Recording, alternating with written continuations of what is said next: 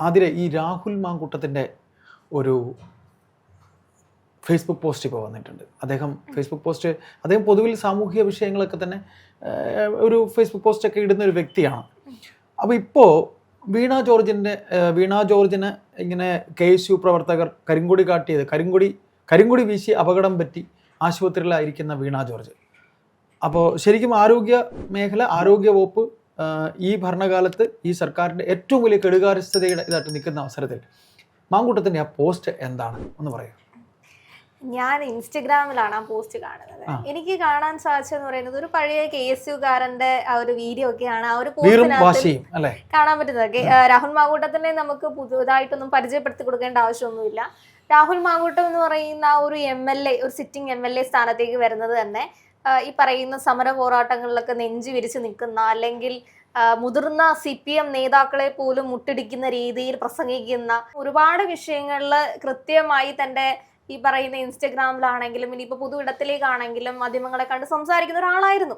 പക്ഷെ അതിന്റെ അപ്പുറത്തേക്കും തനിക്ക് നേരെ അല്ലെങ്കിൽ ഒരു കൂട്ടം കേസുകൾ വന്ന സ്ഥിതിക്ക്, അല്ലെങ്കിൽ ആ ഒരു രീതിയിൽ, അല്ലെങ്കിൽ ആ ഒരു അന്തരീക്ഷത്തിൽ കുറച്ചൊന്ന് ഒതുങ്ങിപ്പോയൊരു നേതാവ് കൂടിയായിരുന്നു. പല വിഷയങ്ങൾ സംബന്ധിച്ചും ഈ ഒരു സമയത്ത് ഇയാൾക്കെതിരെ ഈ പറയുന്ന ആരോപണങ്ങളൊന്നും വന്നില്ലായിരുന്നു എങ്കിൽ സർക്കാരിനെതിരെ നല്ല രീതിയിൽ ഒരു ചീന്തുന്ന, അല്ലെങ്കിൽ നിയമസഭയിലൊക്കെ പുലിയെ പോലെ നിൽക്കുന്ന ഒരു MLA, അതാണ് രാഹുൽ മാങ്കൂട്ടത്തിനെ സംബന്ധിച്ചിട്ടുള്ളത്. എനിക്ക് തോന്നുന്നു ഇത്രയധികം ആരോപണങ്ങൾ ഉണ്ടായിട്ട് പോലും അയാളെ പിടിച്ചു നിർത്തിയിട്ടുണ്ടായിരുന്നത് അയാളുടെ മുൻകാലങ്ങളിലുള്ള പ്രസംഗങ്ങളാണെങ്കിലും ട്രെൻഡിങ് ആയി ഓടുന്നതൊക്കെ ഞാൻ കണ്ടിട്ടുണ്ട്.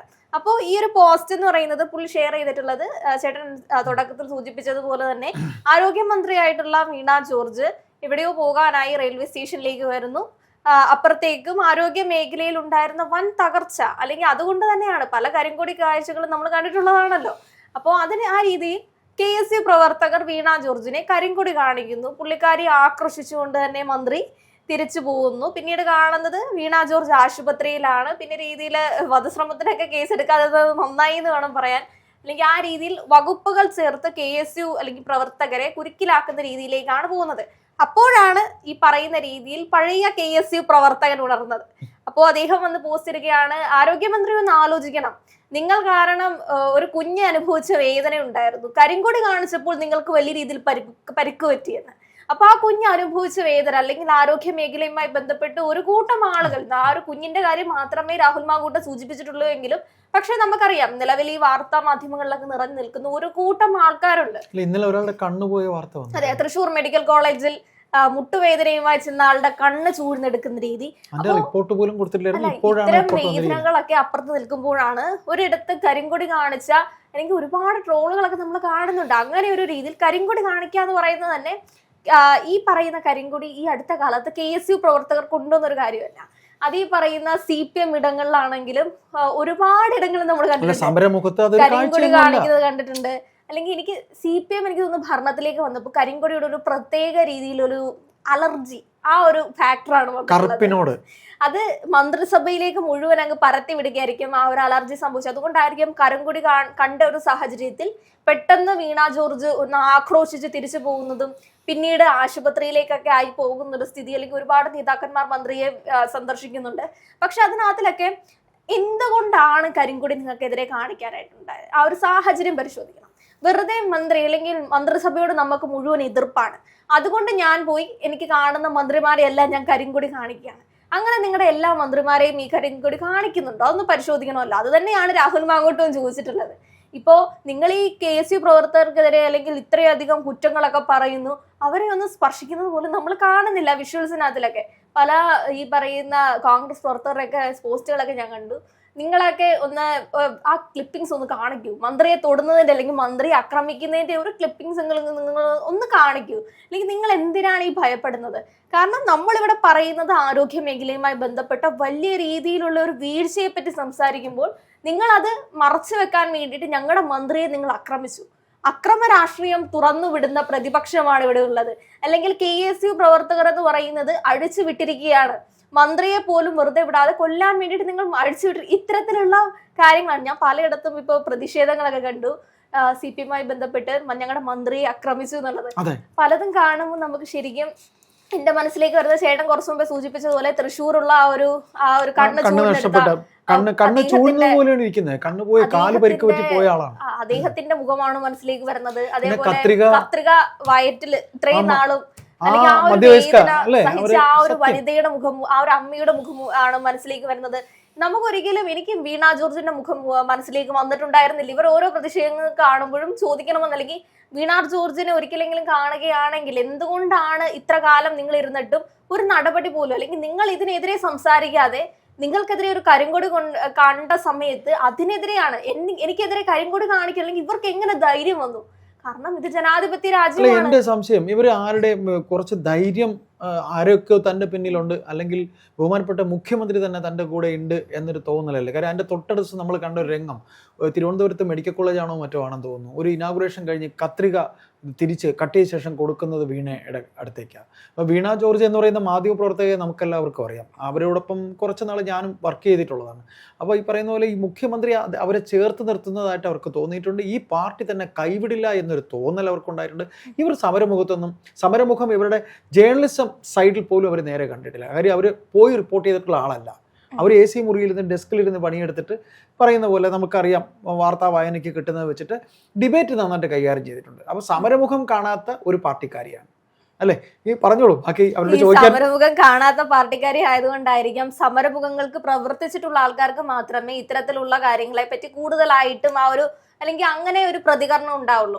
ഇപ്പൊ രാഹുൽ മാങ്കൂട്ടത്തിനെ സംബന്ധിച്ചാണെങ്കിൽ അയാളോട് ഒരുപാട് വിഷയങ്ങൾക്ക് നമുക്ക് എതിർപ്പുള്ള ഒരു കാര്യം തന്നെയാണ്. ഏതൊരു കാര്യത്തിലും ഒരു പൊതുജനത്തിലുള്ള നമ്മൾ ഇയാളെ പറ്റിയിട്ട് അഭിപ്രായം പോയി ചോദിക്കുകയാണെങ്കിൽ ഇപ്പോഴും ആണെങ്കിലും, അല്ലെങ്കിൽ ഇത്തരം അല്ലെങ്കിൽ ആരോപണങ്ങൾ നിലവിൽ നിൽക്കുമ്പോഴാണെങ്കിലും അയാളുടെ ഒരു രാഷ്ട്രീയക്കാരൻ, അല്ലെങ്കിൽ രാഷ്ട്രീയക്കാരൻ വളരെ ആ ഒരു രാഷ്ട്രീയക്കാരൻ അല്ലെങ്കിൽ നല്ലൊരു രാഷ്ട്രീയക്കാരനാണ്. ഭരണപക്ഷത്തിരിക്കുന്ന ആൾക്കാരുടെ പ്രധാനമായിട്ടുള്ള വീഴ്ചകൾ ചൂണ്ടിക്കാണിക്കാൻ കെൽപ്പുള്ള ഒരു നേതാവാണ് രാഹുൽ മാങ്കൂട്ടം. അതിലാണ് ഇപ്പോഴും ആ പറയുന്ന പലരും നമ്മളോട് ചോദിക്കുന്നത്, നിങ്ങൾക്ക് പലരും രാഹുൽ മാങ്കൂട്ടത്തിനെ പറ്റി ഒരു ചർച്ച ചെയ്യുമ്പോൾ ചോദിക്കുന്ന ഒരു കാര്യമാണ്, ഇതുവരെ അവസാനിച്ചില്ലേ, ഈ ട്രെൻഡ് കഴിഞ്ഞില്ലേ, നിങ്ങൾ എപ്പോഴും രാഹുലിനെ പിടിച്ചിരിക്കുകയാണോ? അങ്ങനെ പറയാനുള്ള കാരണം എന്ന് പറയുന്നത്, അടുത്ത് ഇങ്ങനെ ഒരു നേതാവ് ഉണ്ട്, അല്ലെങ്കിൽ അയാളെ പറ്റി സംസാരിക്കാൻ ഒരു അവസരം നിങ്ങൾ തന്നാൽ മാത്രമേ നമുക്ക് അവരെ പറ്റി പറയാൻ പറ്റുള്ളൂ. ഇത്രയധികം കാര്യങ്ങൾ ഉണ്ടായാണെങ്കിൽ തന്നെ ഒരു പ്രശ്നത്തെ പറ്റിയിട്ട് അത് ഊന്നി പറയാൻ പറ്റുക എന്ന് പറയുന്നത് ഒരു ചെറിയൊരു കാര്യമാണ്. അതോടൊപ്പം തന്നെ ഇത് പറയുന്ന സമയത്ത് ഭരണപക്ഷത്തിരിക്കുന്ന ആൾക്കാർ വായടച്ചിരിക്കുന്നുണ്ടെങ്കിൽ അത് നിങ്ങളുടെ കഴിവുകേട് തന്നെയാണ്. ഇപ്പോ ഈ ഒരു ആരോഗ്യ മേഖലയെ പറ്റിയിട്ട് എന്തൊരു ചോദ്യം ചോദിച്ചു കഴിഞ്ഞാലും മന്ത്രി വീണ ജോർജ് അതിനെപ്പറ്റി നമുക്ക് മനസ്സിലാക്കാൻ പറ്റുന്ന, അല്ലെങ്കിൽ നമുക്ക് അംഗീകരിക്കാൻ പറ്റുന്ന ഒരു ഉത്തരം തരാതിരിക്കുക എന്ന് പറയുന്നത് അവരുടെ കഴിവുകേട് തന്നെയാണ്. ഇപ്പോ മന്ത്രിയെ സംബന്ധിച്ചിട്ടാണെങ്കിൽ ഇനിയിപ്പോ അവർക്ക് എന്തെങ്കിലും പ്രശ്നങ്ങൾ ഉണ്ടായി കാണാം, കാരണം ആക്രോശിച്ചു പോകുന്നത് നമ്മൾ കാണുന്നുണ്ടായിരുന്നു. ചിലപ്പോൾ പ്രഷർ കുറയുകയോ അങ്ങനെ എന്തെങ്കിലും ആരോഗ്യ പ്രശ്നം ഉണ്ടായിട്ടായിരിക്കാം അവര് അഡ്മിറ്റ് ആവുന്നത്. പക്ഷെ അത് ഈ പറയുന്ന രീതിയിൽ പ്രവർത്തകരുടെ തലയിലേക്ക് കൊണ്ടിടുക എന്ന് പറഞ്ഞു കഴിഞ്ഞാൽ നിങ്ങൾ ഇനി മുതൽ ശബ്ദിക്കാൻ പാടില്ല. അപ്പോൾ നമ്മുടെ ആരോഗ്യ മേഖലയിലുള്ള പ്രശ്നങ്ങൾ വരുന്ന സമയത്ത്, സാധാരണ ജനങ്ങളെ സംബന്ധിച്ചുള്ള പ്രശ്നങ്ങൾ വരുന്ന സമയത്ത് നമ്മളെല്ലാം വായടച്ച് മിണ്ടാതിരിക്കണം. നിങ്ങൾ ഭരിക്കുന്ന രീതിയിൽ അതൊരു രാജഭരണമായി പോവില്ലേ? നിങ്ങൾ ചെയ്യുന്ന ഒന്നിനോടും നമ്മൾക്ക് പ്രതികരിക്കാൻ പറ്റില്ല. നിങ്ങളത്, അല്ലെങ്കിൽ നിങ്ങൾ CPM-കാരെങ്ങനെയാണ് പ്രതികരിക്കാതിരിക്കുന്നത്? ഇതിനു മുൻപ് ഇപ്പോൾ ട്രെൻഡിങ് ആയിക്കൊണ്ടിരിക്കുന്ന ഒരു റീല് ഞാൻ കാണുന്നുണ്ട്. പണ്ട് ഉമ്മൻചാണ്ടിയുടെ തലയിൽ കല്ലെറിയുന്ന, അല്ലെങ്കിൽ ആ ഒരു അവസരമൊക്കെ. ഇതിലും മേലുള്ള ഒരുപാട് കാര്യങ്ങൾ നിങ്ങളുടെ ഉള്ളിലെ പ്രവർത്തകർ ചെയ്യുന്നുണ്ട്. ആ സമയത്ത് ഉണ്ടായ സന്ദർഭത്തെ, ഉണ്ടായ വിഷയത്തെ ബഹുമാനപ്പെട്ട മുഖ്യമന്ത്രി ഒരു പാർട്ടി യോഗത്തിൽ സംസാരിക്കുന്ന കൂടെ ഇന്നലെ ഏഷ്യാനെറ്റിലെ വിഷ്വൽ വന്നിട്ടുണ്ടായിരുന്നു. ആ എറിഞ്ഞതിനെ പരിഹസിച്ചുകൊണ്ടും ആ ഏറുകൊണ്ട ശേഷം ബഹുമാനപ്പെട്ട അന്ന് നമ്മുടെ ഉമ്മൻചാണ്ടി സാർ പോയതിനെയൊക്കെ ഇന്നത്തെ മുഖ്യമന്ത്രി പരിഹസിക്കുന്ന ഒരു രംഗം കൂടെ ഏഷ്യാനെറ്റ് കാണിച്ചിട്ടുണ്ടായിരുന്നു. ആ ഒരാളെ സംബന്ധിച്ച് നമുക്ക് അയാളെ പറ്റിയിട്ട് ഒന്നും, അല്ലെങ്കിൽ അദ്ദേഹത്തെ പറ്റിയിട്ട് ഒന്നും പറയാൻ പറ്റില്ല. കാരണം ഒന്നാമത്തെ കാര്യം, അതിനുള്ള ഒരു ഉത്തരം എന്ന് പറഞ്ഞു കഴിഞ്ഞാൽ ഇപ്പോഴും നമ്മുടെ മാധ്യമങ്ങളിൽ ആ ഒരു വിഷ്വൽസ് കിടപ്പുമുണ്ട്. ഒരു കറുപ്പ് തുണി അണിഞ്ഞിരുന്ന ആൾക്കാരെ ചവിട്ടിക്കൂട്ടുന്ന ഒരു രംഗം ഉണ്ടായിരുന്നു.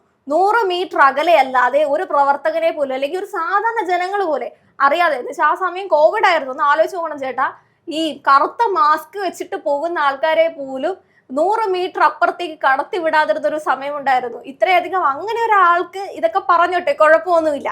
അപ്പൊ നിങ്ങളുടെ ചരിത്രം കൂടി ഒന്ന് പരിശോധിച്ച് നോക്കുന്നത് നല്ലതാണെന്ന് നമുക്ക് മാത്രമേ ഈ ഒരു കാര്യത്തിലൊക്കെ പറയാൻ പറ്റുള്ളൂ. അതോടൊപ്പം തന്നെ ഇത് കർമ്മയാണ്. കാരണം നിങ്ങൾ ചെയ്ത ഒരു ഫാക്ടറാണ്, അല്ലെങ്കിൽ നിങ്ങളുടെ ആരോഗ്യ മേഖലയിലെ പ്രശ്നങ്ങളെ പറ്റി പറയുന്ന സമയത്ത് ബാക്കിയുള്ള, അല്ലെങ്കിൽ ഈ അടുത്ത കാലത്ത് ട്രെൻഡിങ് ആയിക്കൊണ്ടിരിക്കുന്ന ഒരു കാര്യമാണ് സ്വകാര്യ മേഖലയിൽ, അല്ലെങ്കിൽ സ്വകാര്യ ഈ ആരോഗ്യ മേഖലയിലെ പിഴവുകൾ ചൂണ്ടിക്കാണിച്ച് ഗവൺമെന്റ് തലങ്ങളിൽ മാത്രമല്ല സ്വകാര്യ മേഖലകളിൽ നടത്തുന്നുണ്ട്. പക്ഷെ അത് പ്രതിപക്ഷം പറയുന്നില്ല. പലപ്പോഴും ഗവൺമെന്റിന്റെ മാത്രം പറയുന്നുണ്ട്. കാരണം നമ്മളിവിടെ വിശ്വസിക്കുന്നത് സാധാരണപ്പെട്ട ഇപ്പോഴും ജനങ്ങൾ അങ്ങോട്ടേക്ക് തന്നെ ഓടി വരുന്നുണ്ട്. അങ്ങനത്തെ ജനങ്ങളെ സംബന്ധിച്ച് ഈ പറയുന്ന രീതിയിൽ കൈവേദനയും കാൽവേദനയുമായി പോകുന്ന ആൾക്കാരുടെ കണ്ണും കരളും ഹൃദയവും ഒക്കെ ചൂടിനെടുത്ത് കൊടുത്ത് ബ്രെയിൻ ഡെത്ത് ആണെന്നൊക്കെ പറഞ്ഞ് നിങ്ങൾ എഴുതി കൊടുത്തു കഴിഞ്ഞാൽ ഇപ്പോഴും അത് വിശ്വസിക്കുന്ന സാധാരണപ്പെട്ട ജനങ്ങൾ ഇവിടെ ഉണ്ട്.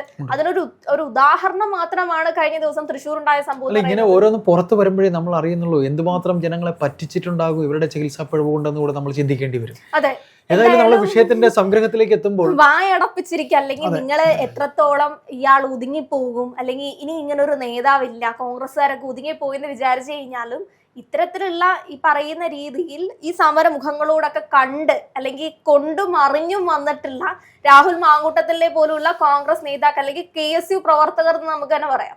അപ്പൊ അങ്ങനെ ഒരു പ്രവർത്തകൻ ഇത്തരം കാര്യങ്ങളൊക്കെ കണ്ടു കഴിഞ്ഞാൽ മിണ്ടാതിരിക്കില്ല, അവർ വീണ്ടും പ്രതികരിച്ചു പോകും. അത് ഒരു സാധാരണ ജനം എന്ന നിലയിൽ അല്ലെങ്കിൽ അത് പ്രതികരിക്കേണ്ട ഒരു വിഷയം തന്നെയാണ്. ഈ ഒരു വിഷയത്തിൽ വീണ ജോർജ് അല്പം കൂടി വെള്ളം കുടിക്കേണ്ടി വരുമെന്നൊരു അവസ്ഥ തന്നെയാണ്.